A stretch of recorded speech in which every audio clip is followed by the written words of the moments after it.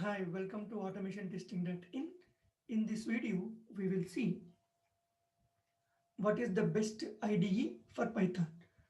Means IDE means what? Integrated Development Environment means. So we are talking about Python. We have seen what is Python compiler, what is Python virtual machine, how to install Python, right? Everything. But if you want to write Python, where you will write that Python code? We need something to write the Python code, right? So we need to write that code, we need to save that code. If you want to see in the future, you need that file to be stored somewhere, right? So for that we will use mainly IDEs, but only IDEs or anything else. So where we can write, so which one is the best for that? Okay, so different types of editors you have, not only IDEs, you have editors. So when you talk about editors, you have Notepad in Windows machine. You will have Notepad++ in your Windows machine. You will have Sublime Text. You have Visual Studio Code. So you can use these editors also to write your Python code. Means even Notepad. Notepad is very simple, lightweight application, right? So we'll use normally to type something in the Notepad, some notes. So by using that Notepad also you can write your Python code. But while practicing you can do that. But when it comes to the real time, you need to write so many files and you need to manage so many folder structures. All these things may not be possible with this Notepad. So organizing the files is difficult, but you have a choice that you can even use Notepad or Notepad++, and you can use Sublime Text or Visual Studio Code. These are two matured notepads, you can say. So it is in between your editor and IDE, we can say. So we can manage your real-time application with Sublime Text and even with Visual Studio Code. So it is purely your choice and in which level you are while learning your Python or you are using for your program, all these things. So but when you're talking about to write your program, you have a number of options. In that you can consider these editors to even write your program, that is Notepad, Notepad++, Sublime Text, Visual Studio Code, etc.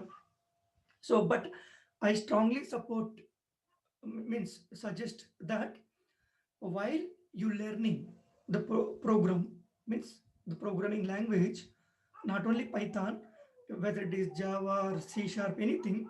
So instead of using IDEs, try to use these editors, then you will become perfect.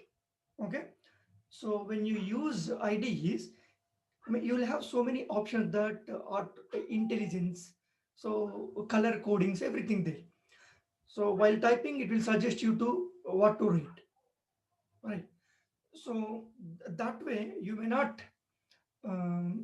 familiar with what kind of errors you will get, in which scenario, what kind of exception you will get. That kind of information, there is a chance that you will ignore those. The reason is IDE itself shows everything, right? But when you use editors, it may not.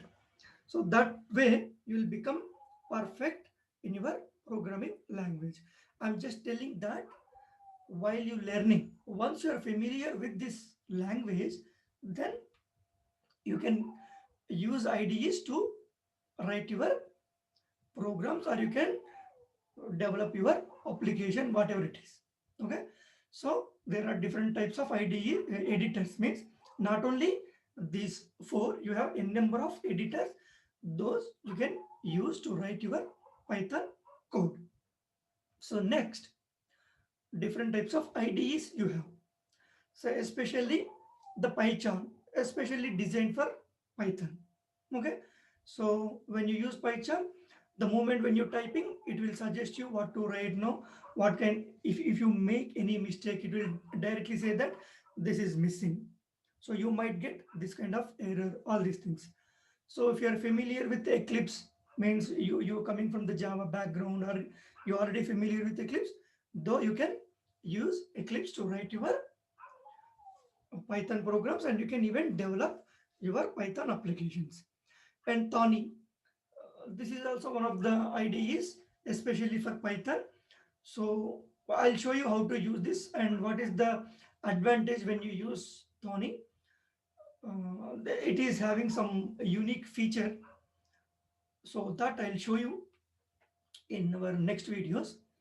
And you have Spyder, so many other IDs also you have, but these are all very famous when you talk about the IDEs for Python. Okay, and online compilers. So not only editor and not only IDEs. So you can directly use some online compilers to write your Python program and to execute. So I have noted down few. You have a number of online compilers. So, but when you talk about this, I think I'll take this, or so when I say this one, so I'll copy.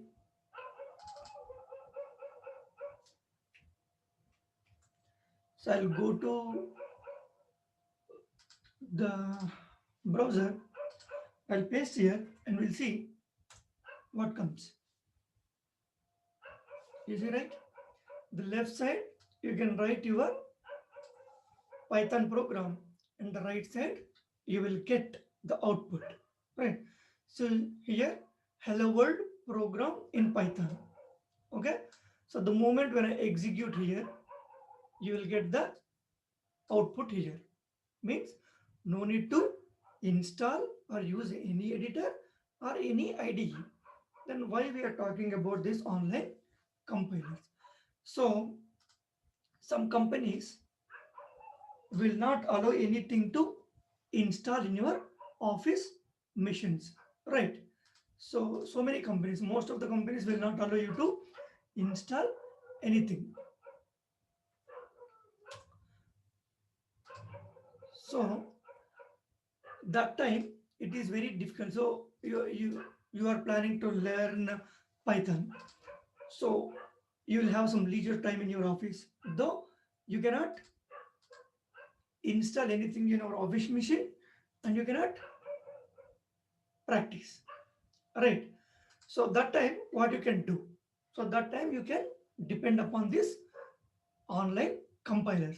So you can directly access this link and you can practice here, and you'll have so much information, online tutorials, so that most of the people or most of the companies cannot restrict, may not restrict.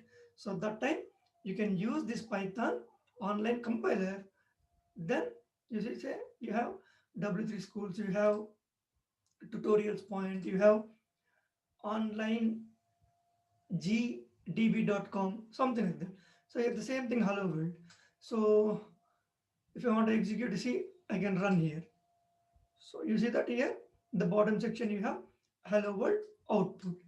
And the same way, if you come to this W3 schools, so if you say run here, you see that Python is awesome and hello world is printing. Means you can use these online compilers also to practice. You cannot develop applications, but at least to learn Python, right? If you have some restrictions in your company, then you can use these online compilers to practice. That is the reason I am bringing these things into your notice. Okay, so this is how you can use Python editors, means some editors to write your Python code, and you can use some IDEs and some online compilers. So then what is the best one? So it purely depends upon your requirement. So while learning, means while learning from the scratch, try to use editors. So mostly I'll try to use Notepad++ in this video series, and if we need, I'll bring Visual Studio Code. Okay, these both I'll use, Notepad++ and Visual Studio Code. And when you come to the IDE, so you know Python and you're developing applications using Python. Otherwise, you are developing your automation framework and suite, everything. That time, use IDE. So you can use PyCharm or you can use Eclipse. It's your choice. And means if you want to learn Python and you do not have access to install or use these editors or IDEs in your machine, then at least you can use these online compilers to learn Python. So according to your requirement and situation, so we can say which is best means while learning, try to use editor. While developing application, try to use IDE. So if you have any restrictions to use or install Python, then use online compilers. Okay. So that's all in this video. Thank you for watching this video. Please subscribe to my YouTube channel for further interesting updates.